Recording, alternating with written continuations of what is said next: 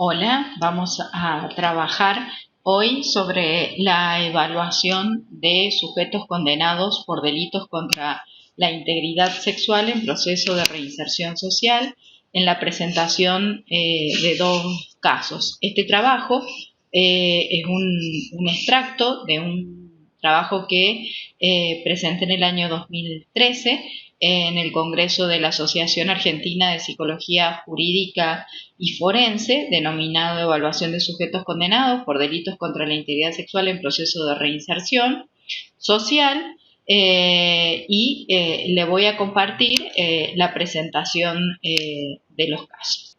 José, la marca de la lágrima, lo psicopático puesto en acto.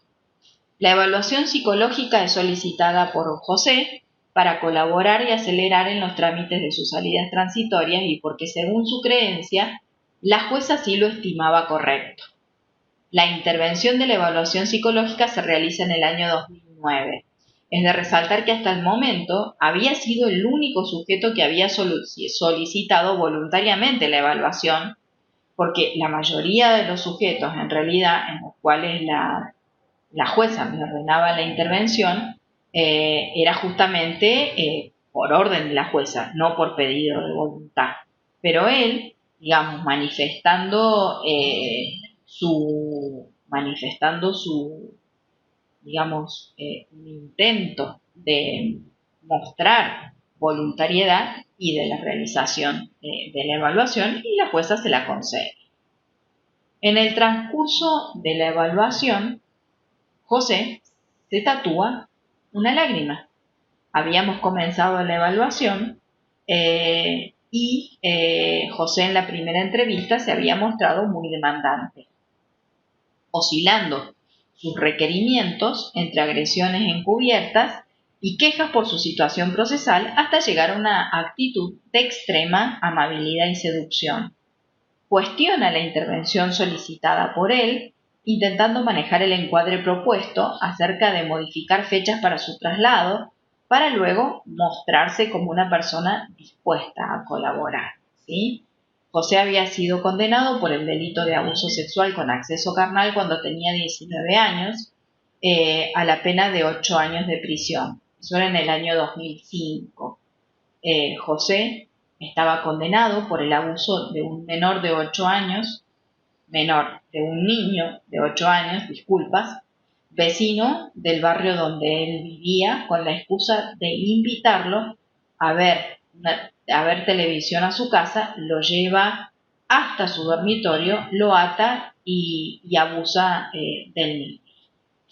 Volviendo a la evaluación, en la segunda entrevista, José aparece tatuado con una lágrima de color negro. El tatuaje aparece a la entrevista siguiente de haber hablado acerca del fallecimiento de su madre, el cual había sido significado por él desde lo verbal como con mucho dolor por el proceso que había atravesado su madre, que hacía mucho tiempo que no la veía, incluso no la había podido acompañar por su detención en ese proceso.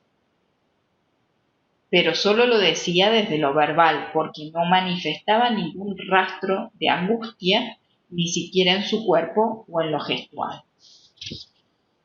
Cuando yo le pregunto acerca de la significación de la lágrima que se había tatuado, él dice: es el mismo sufrimiento que uno ha pasado, es como si llorara siempre. Desde que falleció mi mamá, es el sufrimiento más grande que llevo. Me llevaron al velorio, pero al acompañamiento y la misa pedí que no porque estaba muy mal. Ella me decía que me portara bien, que hiciera las cosas bien en la calle por mis hijos que eran chicos y me necesitaban. El relato de lo acontecido con su madre se caracterizó por una profunda desafectivización. Era como si le hubiese pasado a otro.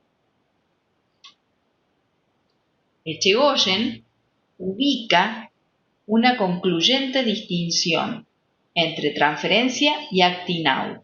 La transferencia es una forma de recordar y comunicar.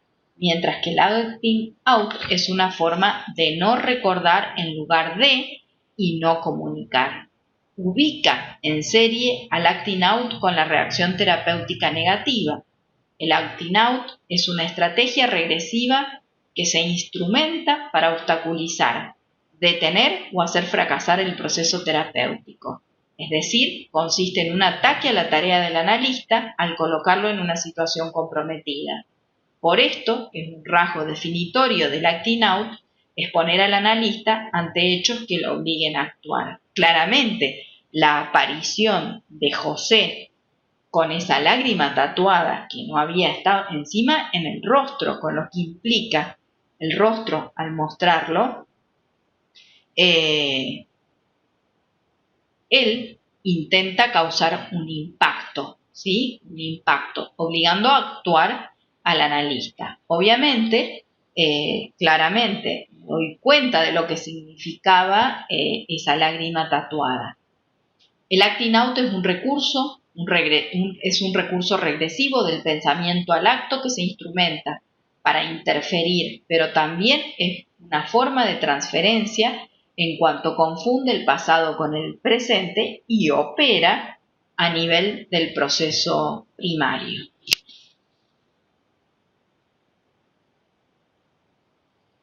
En el caso de José, quedó claro que la solicitud de evaluación psicológica era solo a los fines de obtener beneficios secundarios al mostrarse colaborador, atento y complaciente, al hacer lo que la masa de la población carcelaria no hace.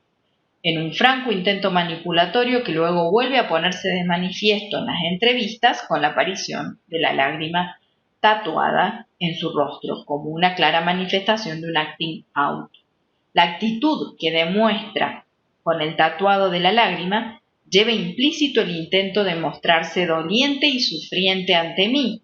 Por otro lado, es interpretado como la marca que deja en su cuerpo, que llevará de por vida en su rostro, como un castigo a través del dolor sentido en la realización del tatuaje por no haber estado con su madre en el proceso de su enfermedad, quien ha sido una persona altamente significativa en su vida. Dicha marca es definitiva, tiene un alto contenido autodestructivo por la modificación que implica en su esquema corporal, ya que lo hace en su rostro con la connotación que ello tiene.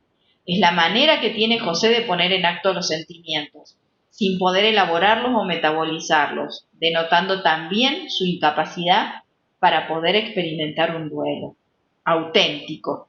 Y por otro, el intento de causar un impacto y sorpresa, esperando que yo actuara justamente ante la sorpresa que esperaba provocarme.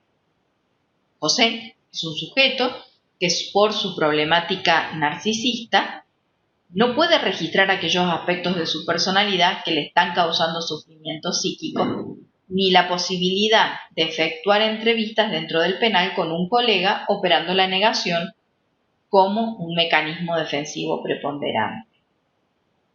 Es de resaltar que José, posteriormente que le son denegadas las salidas transitorias en virtud que el domicilio ofrecido para estrechar vínculos es el de su supuesta madrina, y no puede acreditar justamente que es su madrina.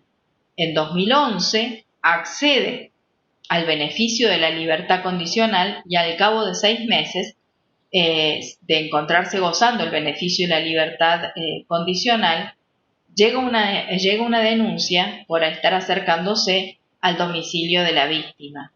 Se ordena una constatación del domicilio que se había denunciado para su libertad condicional, constatándose efectivamente que vivía en el domicilio declarado ante el juzgado y que no se había acercado a la víctima y que los domicilios eran equidistantes unos de otros. Al mes de ocurrido este hecho, es nuevamente reingresado a la cárcel por un nuevo delito. Con lo cual, obviamente,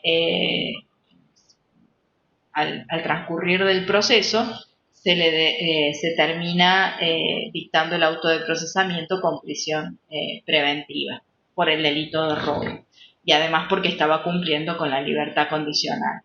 Por último, respecto del acting out, Vamos a tomar las palabras para cerrar de Juan Pablo Moyo, que cita a Heinz Kohut y dice: el síndrome del acting out asocial no se debe a la falla del superyo ni a la debilidad del yo enfrentado con las pulsiones. Su emergencia se vincula al narcisismo que irrumpe súbitamente. Así se hace referencia a que el determinante específico que opera en el acting out es el propio narcisismo de la organización psíquica que queda al desvelo en la irrupción súbita de la grandiosidad del self. Bueno, muchas gracias por acompañarnos en esta presentación de casos y nos seguimos encontrando en la próxima.